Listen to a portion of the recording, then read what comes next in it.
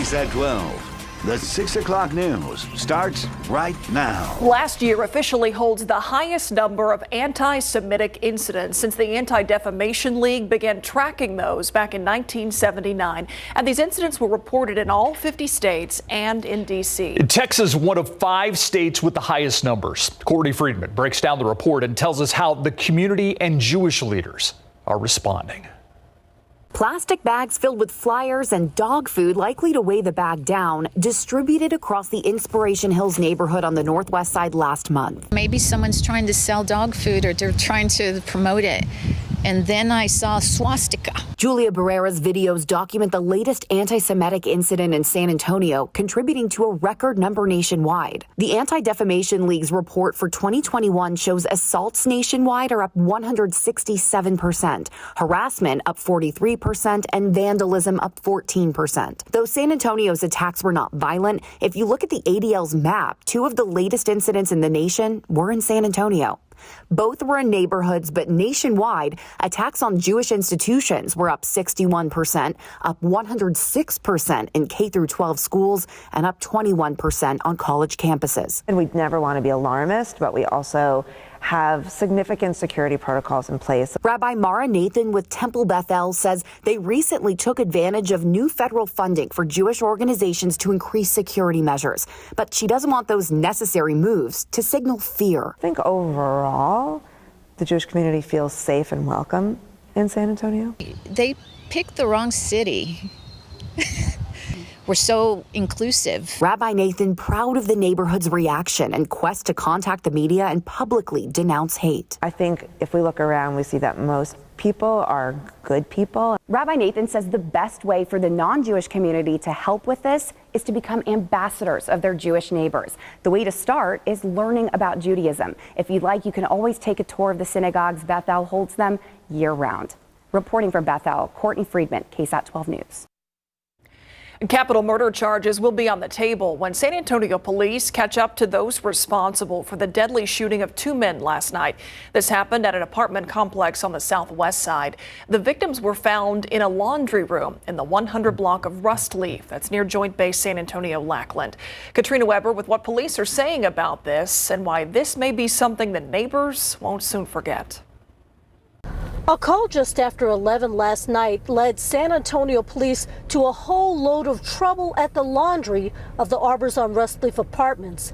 People in the 100 block of Rustleaf Drive had become alarmed after first hearing multiple gunshots. When they heard those gunshots, they came out and they saw 2 people down in the laundry room of this complex. Officers quickly determined both of the wounded, 2 men, had died.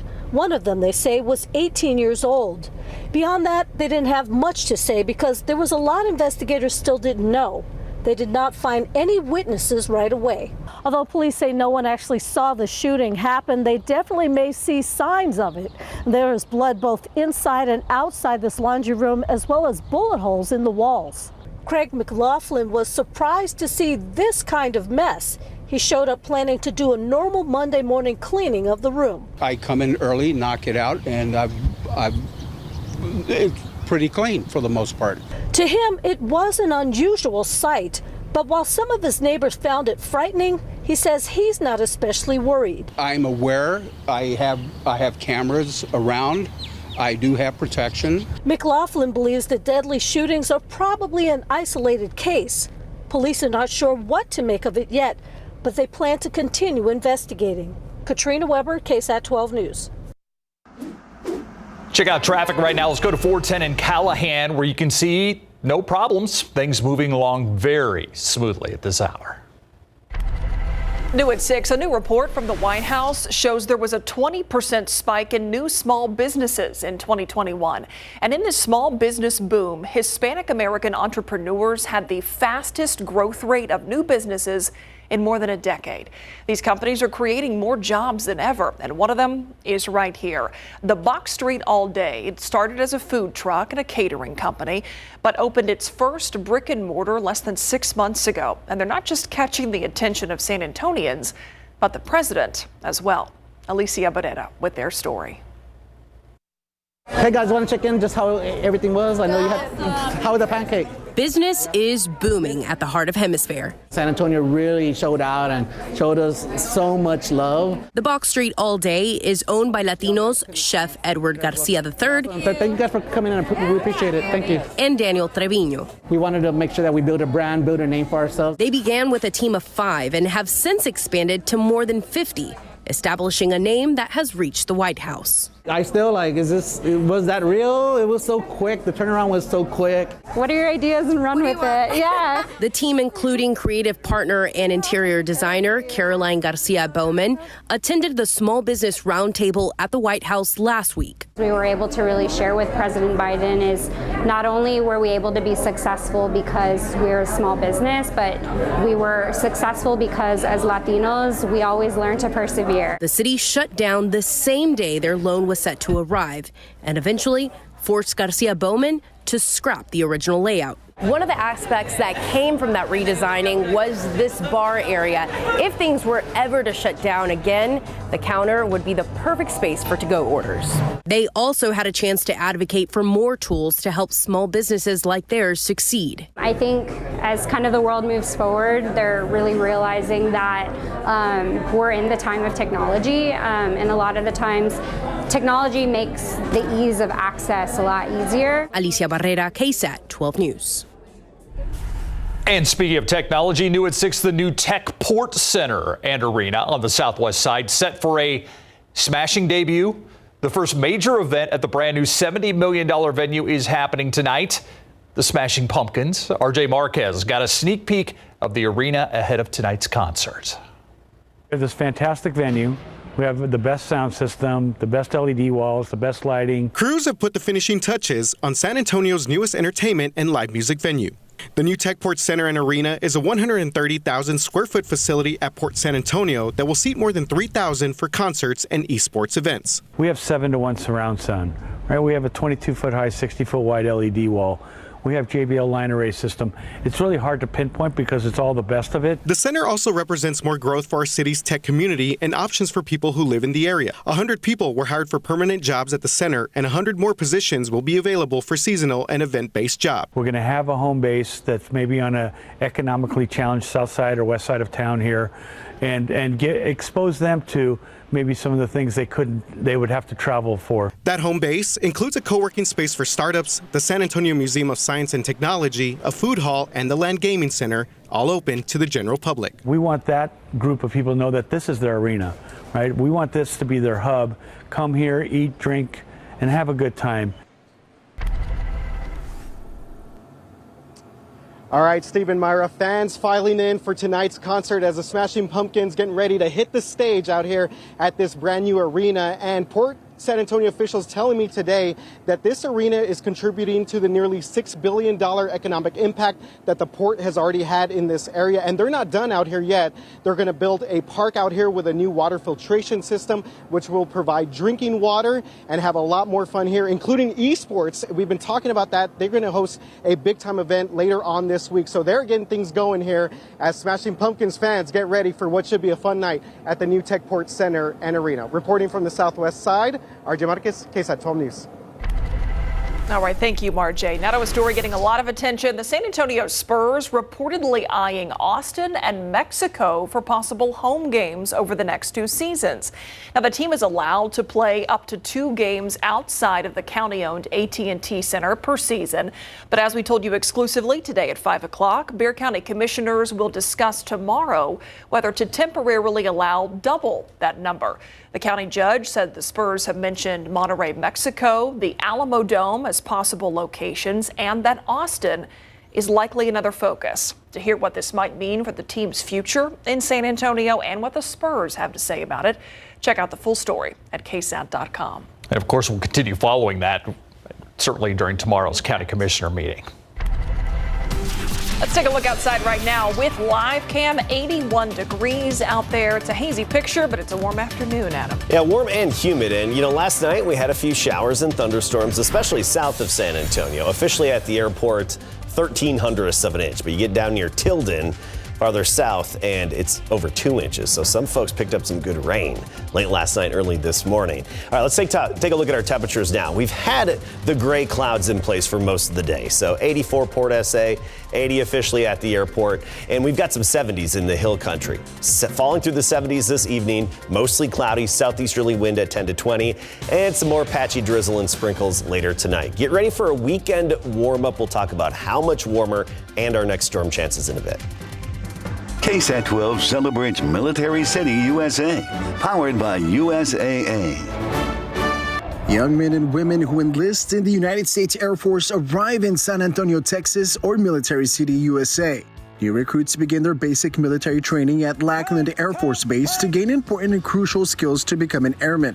Here's a look at basic expeditionary airman skills and training, also known as BEAST. Whoa, place your weapon above your head. So this exercise, this is a culmination of every single thing that the trainees have learned out in basic training. So when they come here from their line squadrons, they've already learned their base defense skills, which we call FEST, TCCC, which is how they treat a combat casualty. Alarm yellow. New recruits will train on different levels that test their overall readiness before deployment overseas.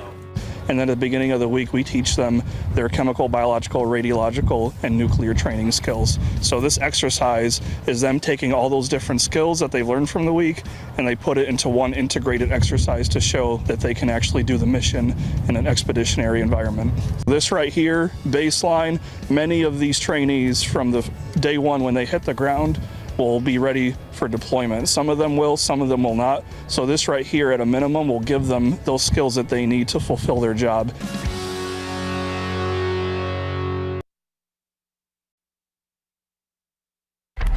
I'm Stefania Jimenez, and here's what we're working on for you tonight on the Night Beat. Struggling to stay open, the challenges that some businesses still face more than 2 years into the pandemic, and why one San Antonio shop is calling it quits.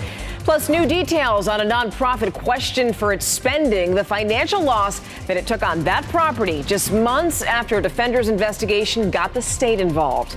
Also, you're going to meet the man who is going to run San Antonio ISD, what Dr. Jaime Aquino hopes to accomplish now that the Board of Trustees has just made his hire official. We'll see you for these stories and a lot more tonight on the Night Beat.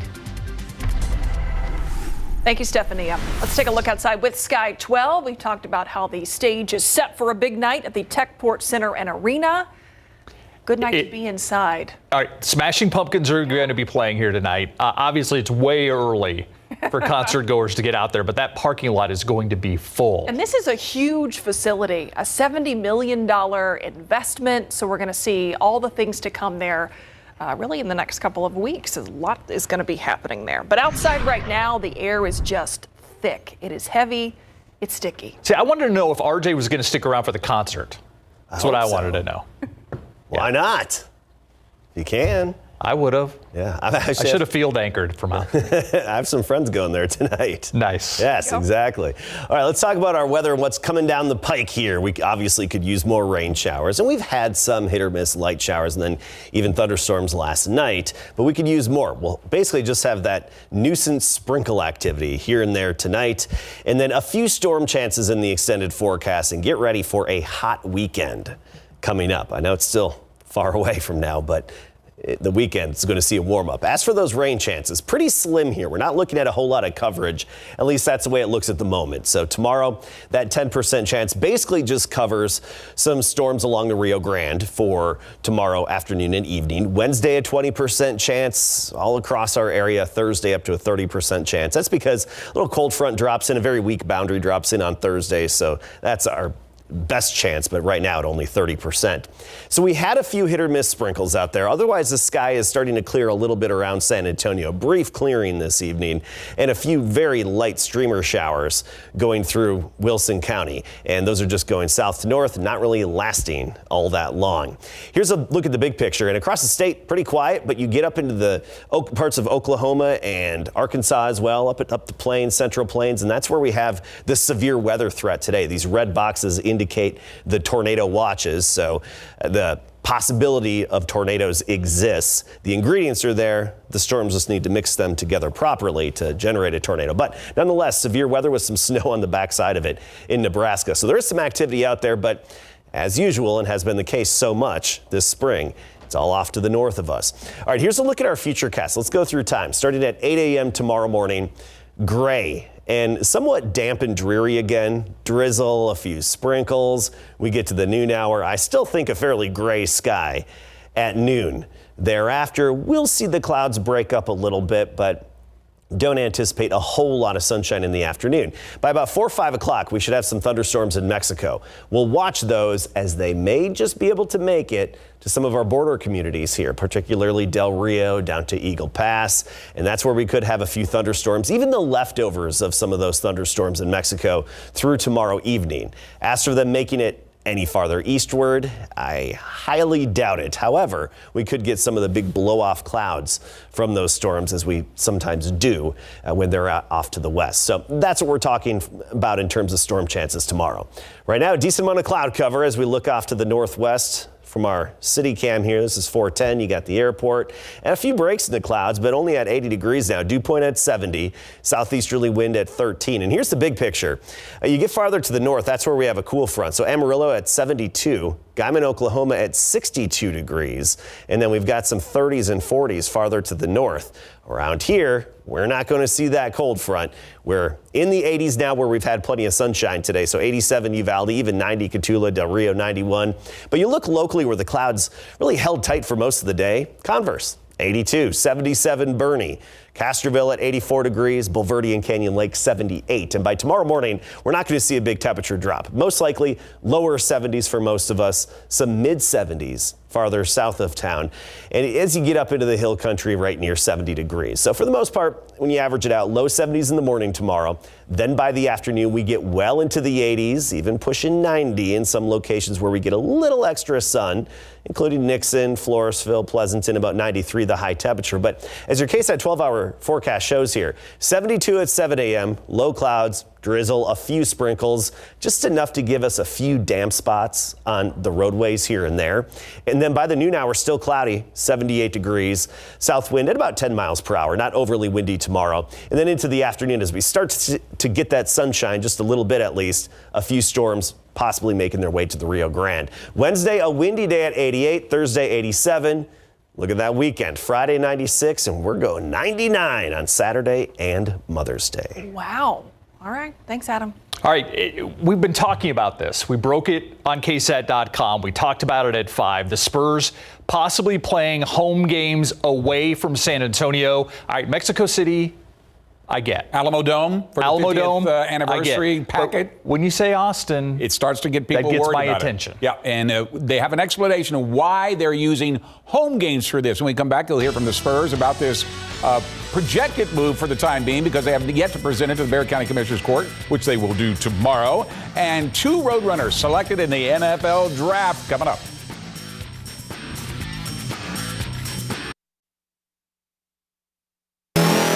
As you heard at the top of our broadcast tonight, the Spurs will be asking Bexar County Commissioners Court tomorrow to play 4 home games in each of the next 2 seasons at locations other than the AT&T Center. The Spurs telling us today this is part of an overall innovative marketing plan to build their fan base from Mexico to Austin and all locations in between along the I-35 corridor, especially after missing the playoffs 3 seasons in a row now, following 22 seasons of making the postseason, which included 5 NBA championships. And by having home games in other venues, the Spurs can get to control the events. This is what the Spurs Sports and Entertainment CEO R.C. Buford had to say about this. We are committed to finding new creative ways to purposefully engage and celebrate our fans from Mexico to Austin, continuing to expand our regional fan base. We believe San Antonio is uniquely positioned from a cultural, geographic, and economic standpoint to serve as the anchor for this region. San Antonio has been home for 5 decades, and the organization will continue to innovate, positioning the Spurs to thrive in San Antonio for the next 50 years. Pro football coverage, powered by Davis Law Firm. We are hearing more today on the Cowboys' second-round draft pick, edge rusher Sam Williams out of Ole Miss. Just what the Cowboys needed to replace Randy Gregory. He decided to sign with Denver. Just take a look at Williams' size and speed the Cowboys received by using their 56 overall pick, 6'4", 261 pounds, runs a 40 and 4.46. And here's something you may not have known. It was the Cowboys' own defensive coordinator, Dan Quinn, who worked out Williams at his pro day. Sounds like a match made in Cowboy heaven. It was a great experience. Then when I came up to the top 30 visit, it was like, man, me and him known each other for years. Like, we hit it off like just like that. And as soon as I got to my room, like me and my agent spent like I think 30 minutes of me talking about the facilities, the coaches, the game plan they have for me. Like, I like coach. Like, I told my agent, I said I don't want to leave. I even told them like, I'm going to miss my playing on purpose, so I won't have to leave. How about that? UTSA football program produced 2 NFL draft picks of the weekend. We had to wait until Saturday, but for both of them, it was well worth the wait. First, Spencer Burford went to the San Francisco 49ers in the 4th round with the 134th pick overall, 6'4", 304-pound offensive lineman out of Wagner High School. A little bit later, his former Roadrunner teammate, cornerback Tariq Woolen, was picked up by the Seattle Seahawks in the 5th round with a 153rd overall selection. What was Woolen's reaction to being drafted by the Seahawks, and they didn't have much contact with him? I was just shocked just because, I was thinking I was going to go a little earlier. But at the same time, I was just shocked because, just the history of the Seahawks, having great DBs, having a great secondary. And congratulations go out to the University of the Incarnate Word women's golf team. That's after all 5 members were named to the 2021-2022 Southland Women's Golf All-Conference teams. They were led by Ellen Nicholas, who's been named Southland Conference Player of the Year on top of her first-team selection. Hannah Cash was also named to the SLC first team, while Alex Giles, Lily Hurst, and Estefania Hurtado received third-team honors. And Nicholas is headed to the NCAA Regional Tournament in Stillwater. I think this year has been a team that's been very different to previous teams, and we work really well together as a 5, and that is definitely why we're all in conference teams. We've made so many big steps this year. Like, we've become one of the teams that like people know on campus. Like, we're like doing well in conference, becoming one of the best teams in the school. So it was really exciting, a good year for us all. And you can tell they do some overseas recruiting. Yes. Yes. Not exactly a Texas accent. No. Thanks, Greg. You got it. Still to come at 6, the San Antonio Symphony silent for more than 6 months after the musicians went on strike over a labor contract. But this is a dispute that goes well beyond just that. A history of financial struggles here. KSAT explains a symphony on strike is up next.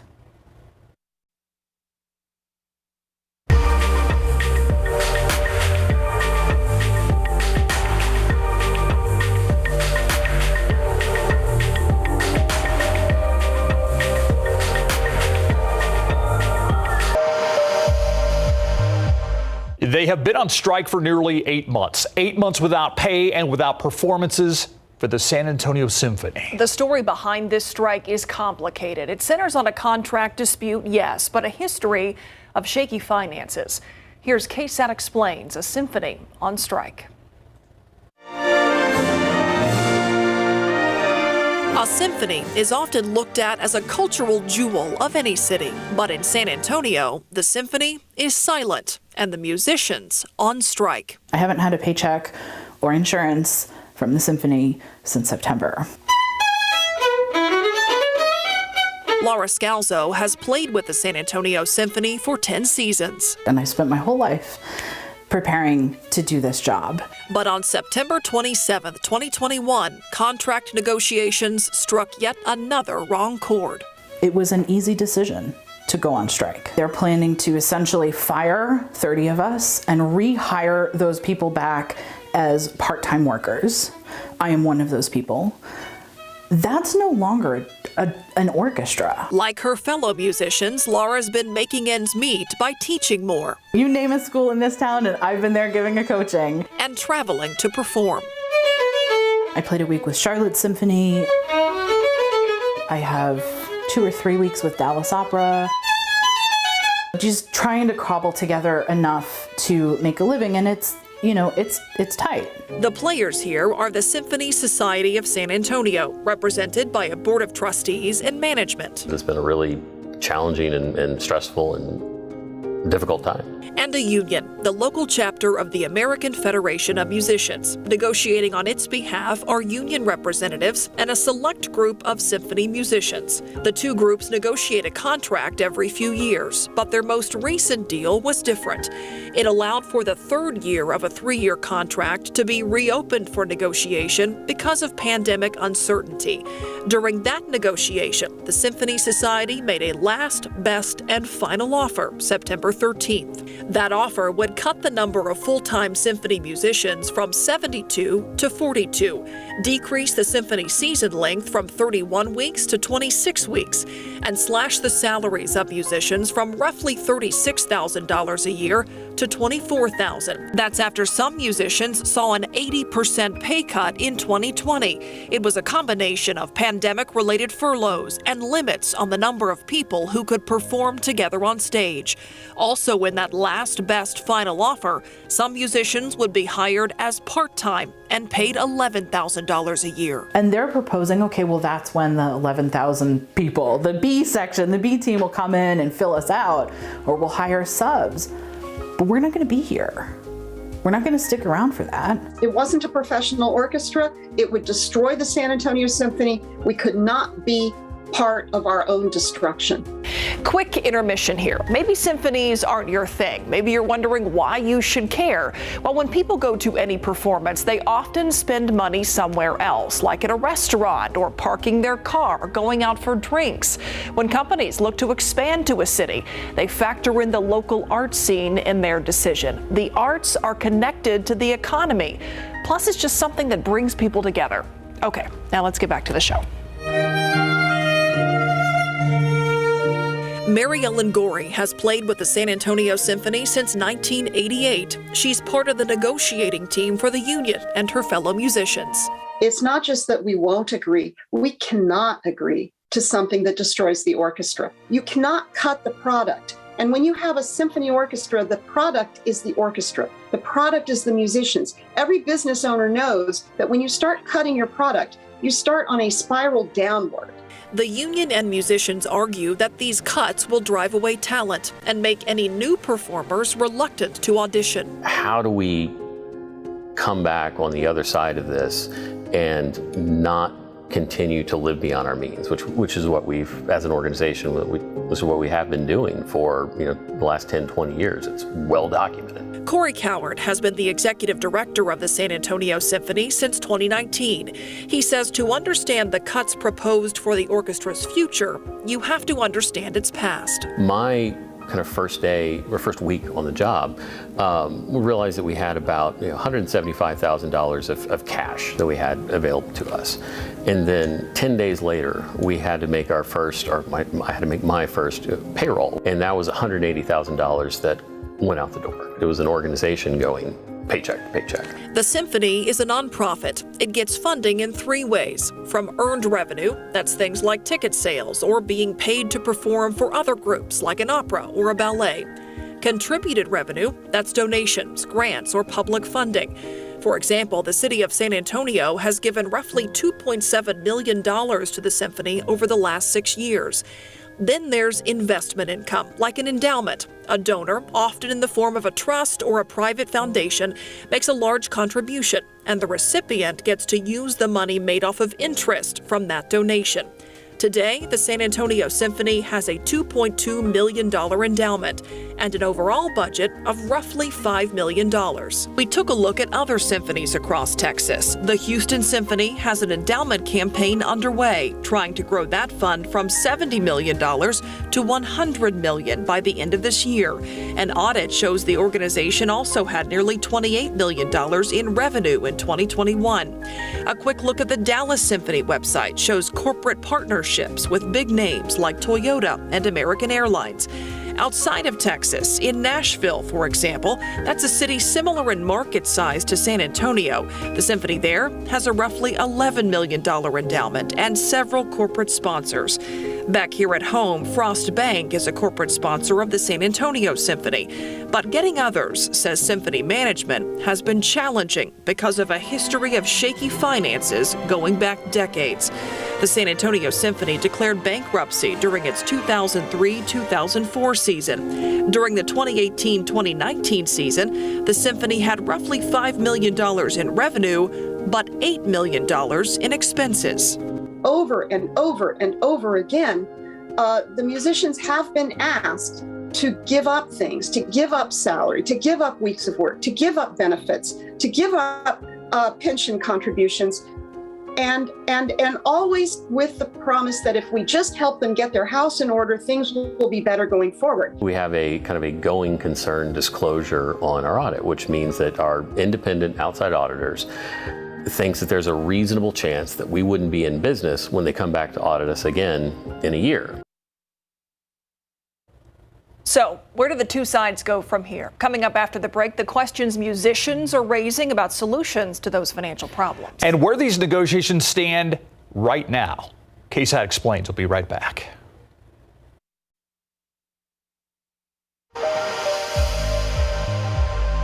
Welcome back to KSAT Explains, a Symphony on strike. So far, we've examined the cuts to positions and salaries Symphony management wants to make. And that led to musicians going on strike. They haven't reached a deal, but both sides acknowledge the Symphony's history of financial struggles. The Symphony board argues that the proposed cuts are part of the solution to addressing poor financial management that's been neglected year after year. But the musicians we talked to wonder why fundraising isn't the answer. We just are constantly told it's not your time. Don't fundraise yet. It's not your time. You have to have your solid footing. But that needs to happen. That's what's going to get us to a solid footing. The Symphony's most recent audit says management has been actively soliciting and receiving donations to support operations. But its history of shaky finances has created public distrust, especially among donors, says Cowart. We have to figure out how we rebuild that trust with the community to thoughtfully maintain and grow the orchestra over time. A federal mediator is now involved in the negotiations. The two sides are at the table, and that, both sides agree, is progress. I have to hope that there is a path forward with an agreement at the end, but there are no guarantees in this kind of thing. I'm cautiously optimistic that we will be back to concerts and be back to living out our mission in the coming months. We know what we're fighting for is worth that sacrifice, both in terms of our rights as workers and what we know the city deserves from its symphony orchestra. Right now, you can actually find the details of Symphony Management's latest offer to the musicians. That offer has been declined, but it's all spelled out right now at ksat.com/explain. Scan this QR code. You can check out this episode or any that we have done on demand. That'll take you straight to our website. Look for more KSAT Explains next Monday right here on the news at 6. All right, let's switch over to weather right now. And I have to say, Adam, I'm very happy to see our friends in Del Rio and that section of our viewing area getting some rain because, man, they have needed it. Yeah, they need it. And even folks south of town, right?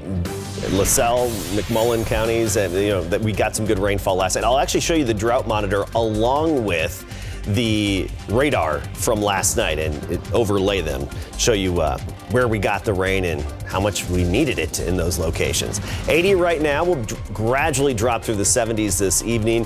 A few sprinkles here and there, a little bit of drizzle tomorrow morning. We'll talk more about rain chances when they're the highest this week, and how much hotter it gets for the weekend in just a bit.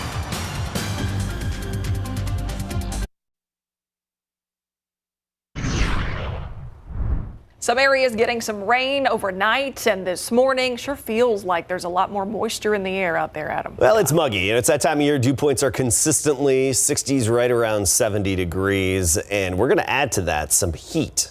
by the end of this week and into the upcoming weekend. We're going to start with that. I want you to be prepared, not get caught off guard by Friday on through the weekend. Take a look at our high temperature forecast here. Well into the 80s, even near 90, Tuesday through Thursday. Then we get to Friday, mid-90s, and we're thinking upper 90s for high temperatures by Saturday and Sunday. So get ready for that. Now, here's a look at our drought monitor, and you can see the areas of dark red where we really need the rain the most. And you put the radar on top of it, and we did get a good soaking in some of those areas that really need the rain the most. We picked up 0.13 of an inch officially at the airport in San Antonio, but we'll play this again out west, closer to the Rio Grande, Maverick County, even Kinney County, Dimmitt, LaSalle, McMullen counties had a decent little soaking there last night from some of those showers and storms. Is it going to make a difference? A little bit, yes, just a little dent in the drought for some communities, but that's about it. And on the back side of it, we had some really strong wind gusts as a wake low developed. New Braunfels, a measured 71 mile per hour gust. Officially at the airport, San Antonio International, 41 miles per hour, and Stinson had a 45 mile per hour gust. So it was a little breezy on the backside of that system. Right now, pretty quiet, just a stray sprinkle or two with a mixture of sun and clouds. Severe weather activity this afternoon and evening. That is Oklahoma and then stretching into Arkansas, even skimming parts of southern Kansas. And with this system on the backside of it, there has been a little bit of snow. You look at the blue radar signatures and look at that earlier today, snow in western Nebraska on the backside of that system. Let's talk about what we can expect around here.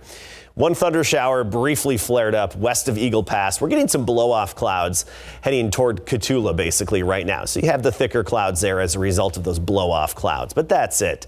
Tomorrow morning, another gray start to the day, a little damp at times, a little bit of drizzle, a few sprinkles can't be ruled out, and that goes for everybody. By the noon hour, I still think we're going to be fairly gray and cloudy, and then the clouds break for a few hours by tomorrow afternoon. But tomorrow afternoon is when we are expecting some storms to develop in the higher terrain of Mexico. That activity should start drifting eastward about 4 or 5 p.m.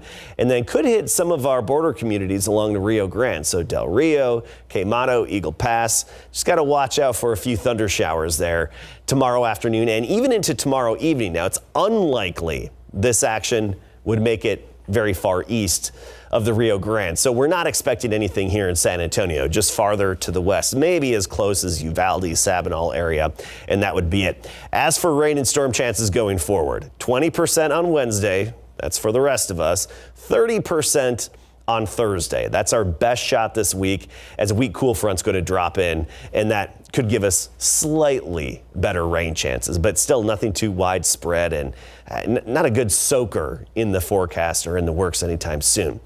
Talked about that humidity. Dew points right around 70. 72 Helotes, 72 Converse, 70 the dew point in New Braunfels, and this is really the trend everywhere. So we're feeling that stickiness, and it's the time of year we usually don't get a break from that humidity. If we do, it's very brief. Air temperatures right now, where we had a little extra sunshine, such as Del Rio, Eagle Pass, 91. But where the clouds have really held tight, Kerrville, 79. Fredericksburg, 77 degrees. Currently Seguin at 80, New Braunfels 83, 84 Port SA on the west side. And tomorrow morning, most of us in the lower 70s to start the day. By the afternoon, well into the 80s. And where we see a little extra sunshine, we'll make it into the low 90s. That's most likely southeast of town, even Floresville, about 93 the high temperature. So here's a KSAT 12-hour forecast. 7 a.m., patchy drizzle, maybe a few damp roads here and there, but not really problematic. Just that nuisance moisture coming and going through about 10 a.m., 72 degrees at 8 a.m. By noon, cloudy and 78. We get into the afternoon by about 3 or 4 p.m. We should start squeezing in some sunshine, and then that changes over to some thunder showers closer to the Rio Grande.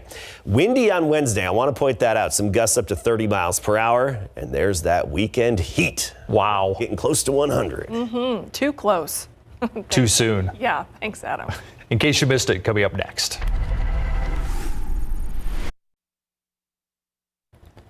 Here's today's In Case You Missed It. And good morning to you. It is Monday, May 2nd. Now, KSAT originally reported the crash at I-35 southbound. Traffic, however, was being directed off the New Laredo exit. The northbound lanes of 35 also had to be closed down as a precaution. Now, since Austin billionaire Michael Dell bought a stake in the Spurs last year, there have been rumblings about whether there could be a push to move the team up I-35 permanently.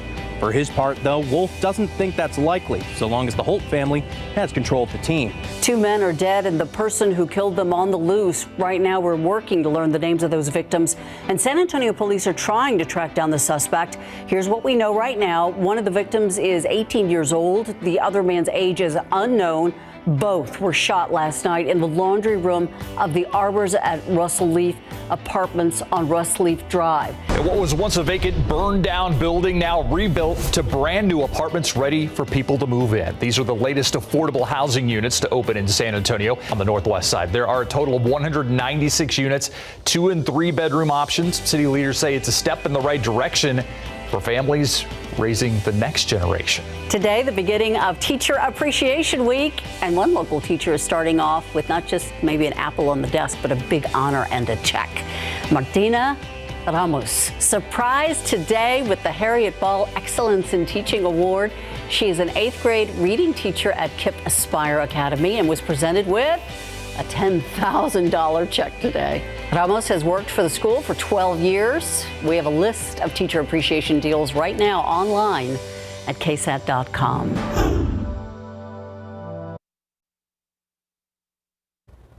Here's a look at some of those rainfall accumulations we talked about from the storms last night and early this morning. I mean, Pearsall, a half an inch. Look at Tilden, 2.1. That's really where we need some rain. It's good to see that. And you look at the drought monitor underneath those accumulations, and there's the proof. Locally, not a whole lot. It was just a little damp.